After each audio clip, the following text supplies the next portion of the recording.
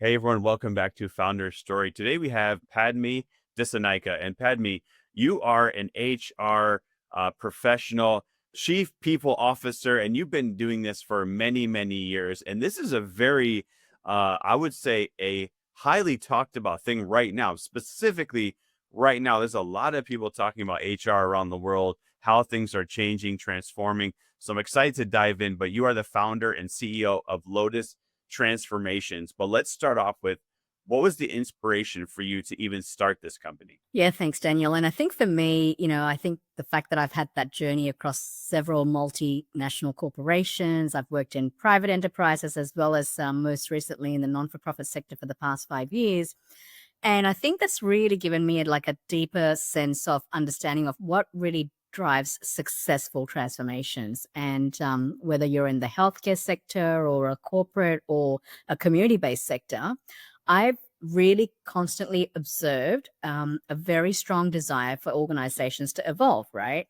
And for them to be redefining their operating models, their culture, transforming the ways of their working, and then also looking at really investing in leadership development. And I think, in particular, what I've realized in the last 5 years is that there seems to be a bit of a gap in that space around personal and professional development opportunities. And often, I think, it's been reserved for your senior executives or your emerging leaders. And that really leaves your broader part of your organization or your frontline staff with limited access to that growth opportunities and resources. So, what's really driving me is that affordability and accessibility and making sure that everyone has that ongoing skill development in a very consistent way and affordable way.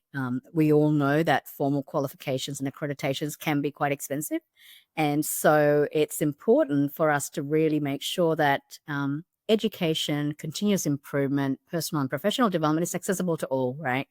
And for me, the biggest thing around Lotus transformation is the fact that I really want to help people reach their full potential, and essentially that's really it. And so when you help people reach their full potential, that supports your business, it supports your organizations to grow, to elevate their performance, and to enhance their impact on serving the community more broadly. So where do you see this normally being a burden? Is it a person's job to do their own development? Is it the corporation's job? And the reason why I ask is I remember in a corporate environment, many times I had to go outside and pay for my own development.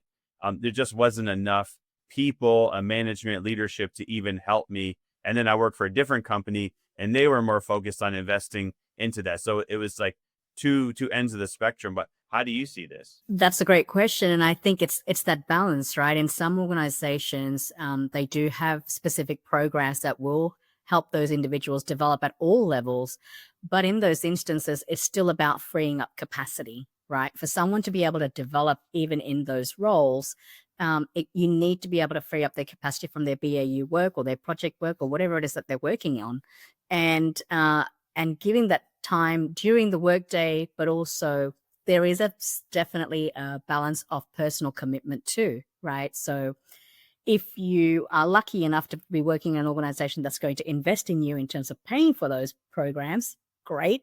Then it's your role to really put in that extra effort, perhaps after hours or maybe a couple of weekends where you're going to have to buckle down and really do that work. But I think, or maybe we can try and look at, subsidizing your learning. And so some organizations are now thinking about, well, how do we make this work from a budgeting and resource allocation standpoint? But also, can we subsidize a certain amount and the balance is actually paid by the individual themselves? So it just really depends. But I think time and time capacity, as well as resource and funding, should be a bit of a balanced approach, especially if both parties are going to benefit from the learning. No, so thank you for clarifying that. I really appreciate that, and it makes total sense. So, how do you see people's development going? Are they more focused on, okay, I want to develop into a future role, or is it, okay, I'm in this role, and now I need, now that I'm new into this role, I need to develop myself while I'm doing it. Well, it's a bit of both, right? And I think, again, it just depends on where your future career aspirations are. And that's really important. And clearly, to be able to think about future aspirations, you need to be able to do the role that you're in really well. And this is where your direct manager typically would work as a coach for you, right? And so, as a coach, as a manager, you would want to ensure the team member has the right tools, the resources, capacity, and the technical skills to do that job. But as for the future, in terms of your aspirations, you would hope that at least maybe once or twice a year, you would be having a career kind of conversation where you're like looking at other opportunities that you might be wanting to get into. What does that look like? Are there any other opportunities across the organization where you can get that experience on the job in terms of on the job training, or a bit of a stretch assignment, working in a small project team, or whatever it might look like? But I think, again, it's about being able to do your current role and do it really well and prove yourself in that role before you actually look at your aspirational roles and take that on. So I think it's a bit of both. How important would you say the development of people are to a team? So if I'm a leader and I'm thinking like, okay, I want to have the best team, the most successful team, just how important it is for me to make sure that the people that are in my team are developed. Would you say that's, extremely critical for the success of the team long term, or is there something else? Yeah, look, it's absolutely fundamental to the success of the team, but also the success of the function and the department and the broader organization and the people that you're serving in terms of your clients and your customers, right? So it just depends on, are they having an internally facing role or an externally facing frontline role? Regardless of what type of a role they have, um, development is fundamental, and it not only elevates the individual's thinking and performance, but it also elevates the people around you. So whenever I'm looking at how I develop teams, I look at my different complementary skills. So I will, more than likely not hire very similar types of individuals on that in that team. I would look at very different types of skill sets. One that complements. One could be someone that's really good at strategy. Someone might be good at influencing. One team member might be really good at operational excellence, whatever it might be, or one might be better at relationship building. So I think I kind of look at that in terms of where is everyone's strengths coming at. And then from there, we look at how do we develop your self-awareness as to where your strengths are, and then how do you offer that to the team when they need it. So when you're in, different department meetings and team meetings, and there are projects and assignments that's going, how do you offer up your strengths so that the team can deliver on that commitment in a shorter period of time? I think that's really important, because a strategy will always remain a strategy at a department or a functional level. But if you don't have the right skill sets to execute and implement and bring that to fruition, then you will not deliver on that strategy. So development is key to all. Thank you for bringing. Yeah, I don't think a lot of people fully understand how important that is.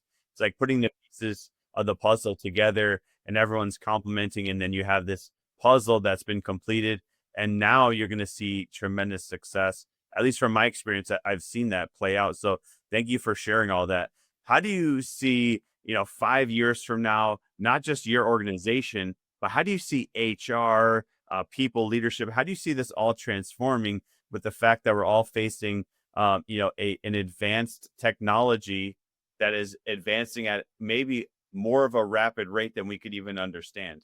Yeah, another great question. And I think it's all about that democratization of learning, and how do we create some of those learning opportunities that's not just exclusive for the top tier levels or your senior most leadership team members. It's got to be extended to all team members. And with the uptake of technology and AI tools and chat GPT and all those wonderful tools out there, how do we make sure that our teams are able to leverage that and tap into that knowledge bank, but also be able to bring their authentic self within those kind of resources and tools that's out there, to ensure that their experience, that human experience that I don't believe you can map, that human experience, how do you bring that authenticity to the table is really key. And I think, that's definitely one of the shifts that we'll start to see in the workforce in terms of how we develop people.